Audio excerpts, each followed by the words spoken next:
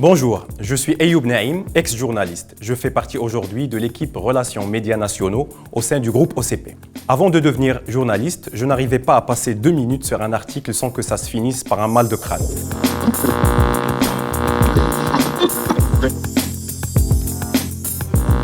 Mais quand on a compris de l'intérieur comment fonctionne un journal, on saisit mieux les ficelles de fabrication de l'information et la presse n'a plus aucun secret pour nous. C'est ce qu'on va essayer de voir dans cette série d'épisodes. Dans ce premier épisode, on va s'intéresser aux titres de presse et aux effets d'annonce. Avant que l'on dispose tous de ça, on consommait principalement notre information sur ça. Et pour acheter un journal dans un kiosque, beaucoup s'appuyaient principalement sur la couverture, la première page, ce que l'on appelle la une. Pour gagner plus de lecteurs, les journaux devaient donc soigner au maximum leur image, leur une et surtout leur titre. Pour les médias, le plus important, c'est de nous amener à acheter leur journal ou, dans le cas de la presse digitale, à cliquer sur leur lien. C'est pourquoi ils soignent leur titrail et leur une qui sont les premiers points de contact avec les lecteurs. Il existe 2 types de titres, un titre informatif et un titre incitatif. Les titres informatifs contiennent l'essentiel de l'information. L'objectif ici est d'informer simplement et efficacement. Exemple, une enquête des autorités sanitaires épingle les restaurateurs. Tout est plus ou moins dit. Si je suis intéressé par cette information et que je veux en savoir plus, peut-être vais-je cliquer ou acheter le journal. Les titres incitatifs, pour leur part, révèlent l'esprit de l'article, plus que son contenu.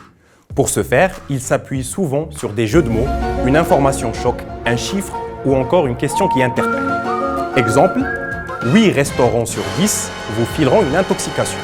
Ou encore, du poison dans vos assiettes. L'objectif ici est de susciter une réaction chez le lecteur et l'inciter à cliquer ou acheter le journal. Très souvent, c'est parce qu'il y a une publicité placée subtilement à côté. Mais ça reste entre nous.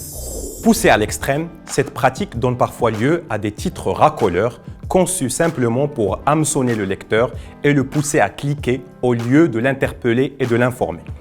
Ces pratiques malhonnêtes favorisent l'apparition et la propagation des fake news. Alors, comment se protéger des effets d'annonce qui peuvent mener à la propagation de fake news? Bien qu'il ne faille pas généraliser, tous les médias ne sont évidemment pas malhonnêtes, le lecteur doit rester averti. Premier réflexe, toujours lire l'ensemble de l'article avant de se forger une opinion sur un sujet donné.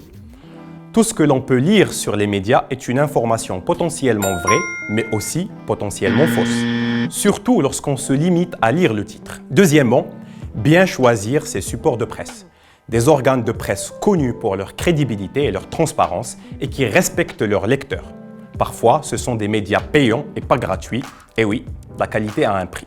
Troisièmement, recouper. Essayez autant que possible de vérifier l'information sur d'autres sources fiables ou officielles. Prenez soin de vous et surtout, faites attention aux fake news.